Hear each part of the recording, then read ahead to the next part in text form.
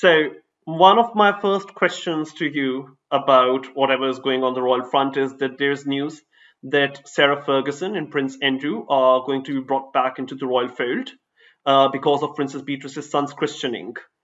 Do you think that is going to help Andrew Mountbatten Windsor to reinstate himself within the royal fold, or is it just going to be one off? Well, I think that what has happened to Andrew is, in my opinion, it shouldn't have happened because he's never committed a crime. By Virginia Giuffre's own account, she was paid $15,000 by Jeffrey Epstein for having told him that she slept with Prince Andrew, something that Prince Andrew always denied, and which, in fact, Andrew Loney in his book, The Timeline, suggests that Andrew was speaking the truth and that she wasn't. But I think that the family has gone to great lengths to distance itself from him so that they won't be defiled by all of the unsavoriness.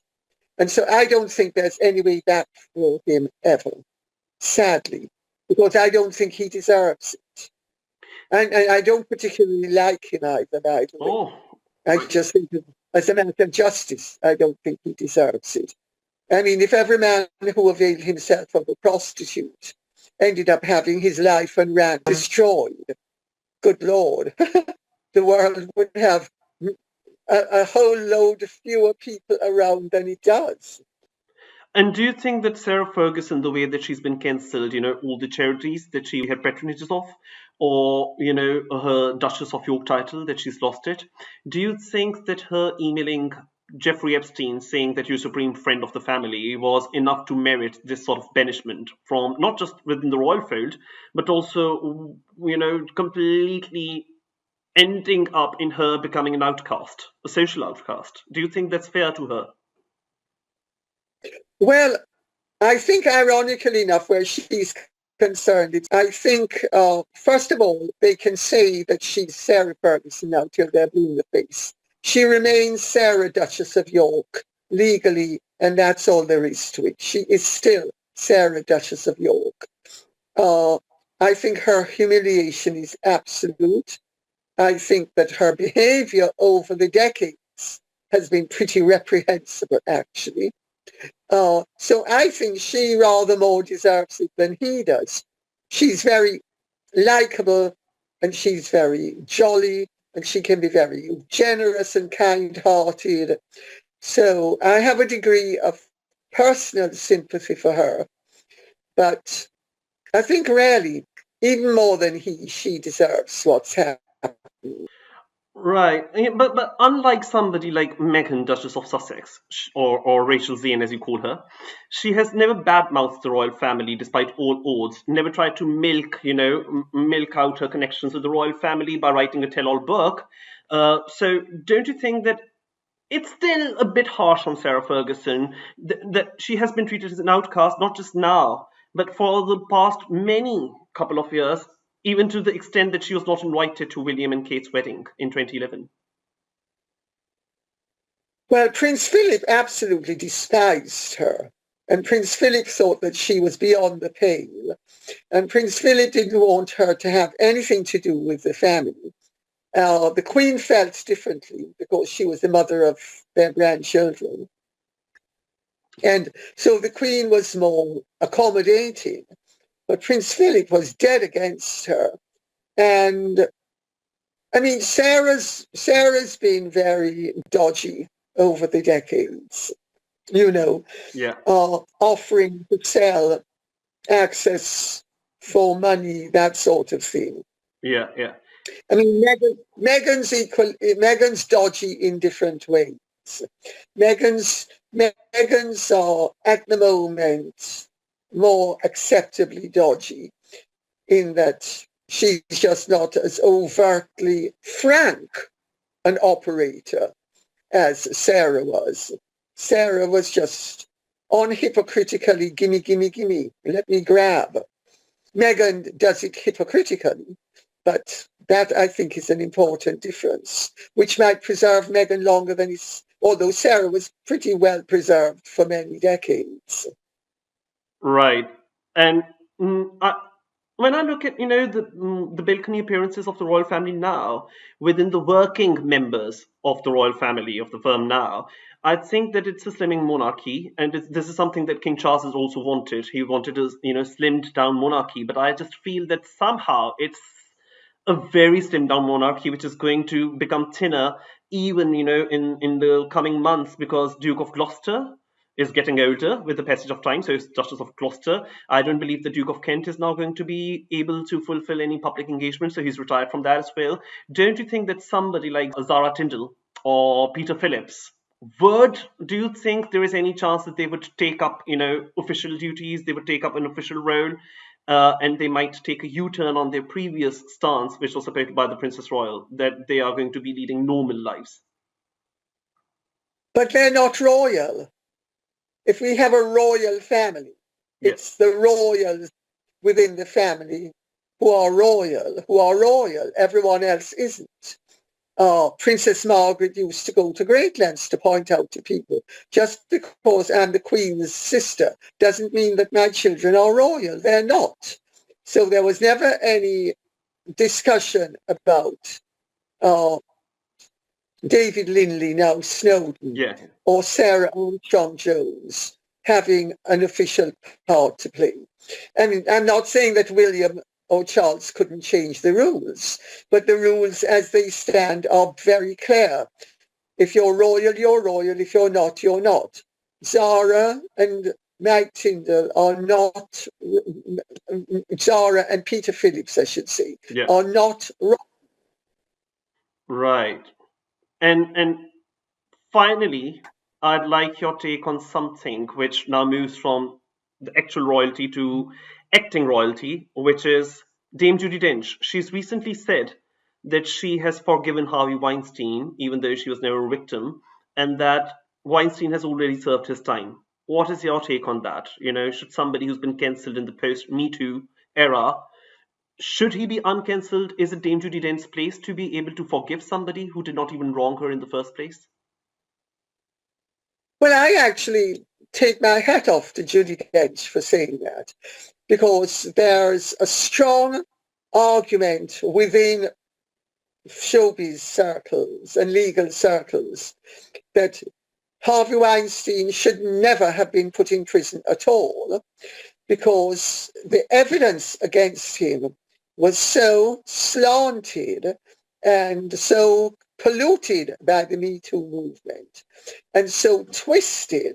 I mean, you cannot accept as valuable evidence a woman who, according to her, was interfered with, or since this is YouTube, we'll be sort of diplomatic, by Harvey Weinstein.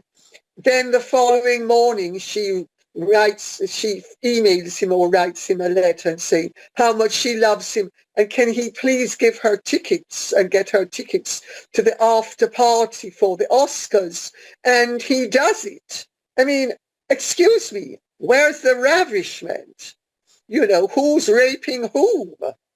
Who's using whom? And I'm not saying it wasn't a transactional arrangement, and I'm not saying she enjoyed it. But the fact of the matter is, I actually do not think that he should be in prison any more than I thought that Mike Tyson should have been put in prison. I thought Mike Tyson should never have been put in prison. I thought that Desiree Washington was totally out of line to accuse him of rape just because he failed to send her flowers after she had been to his hotel room in the early hours of the morning, and she got a 4-letter word that some people call coffee. Oh, all right. That's that's actually quite a controversial take, but that's what I always enjoy about about listening to you. That you always say whatever you want to say, that whatever you feel like saying, unfiltered. And so my last question to you is that the NATO Secretary General because you've been speaking a lot about Ukraine and the Ukraine deal as well. The NATO Secretary General has just said today, Mark Rutte, that the current generation of Europeans is going to have to relive the same traumatic experiences which the generations of the 30s in Europe and the 40s had to live through. Do you think that whatever Russia is doing, its aggression vis-a-vis Ukraine, and the fact that Trump's plans for Ukraine effectively hand over an absolute victory to Russia on its own terms, ceding so many Ukrainian territories to Russia. Do you think that the NATO Secretary General's prediction is right? Does it ring true? I think the NATO Secretary General is warmongering.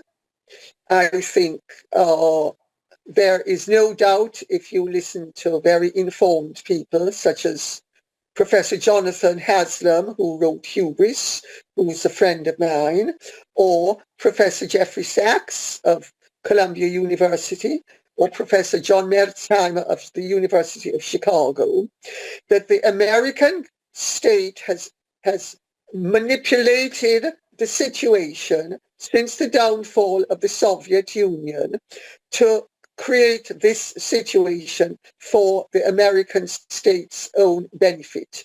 And I think it would be a very sad day if we ended up having tens of millions of people killed so that the NATO and the American government could say, oh, you see,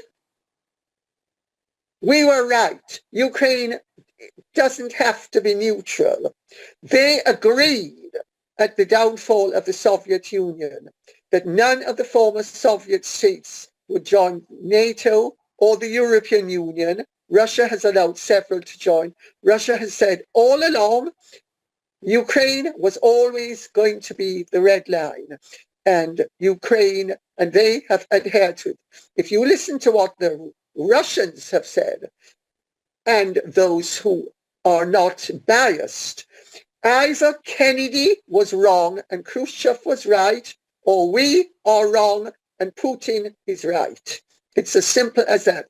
And had Biden not shown himself to be so weak, it's arguable that Putin would not have invaded, and had Trump been in power, and he says he would not have invaded.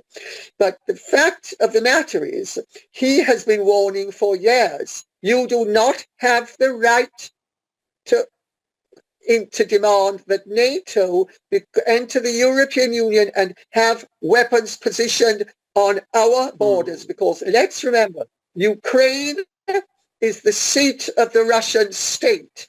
Kiev is the mother of all of the cities of Russia.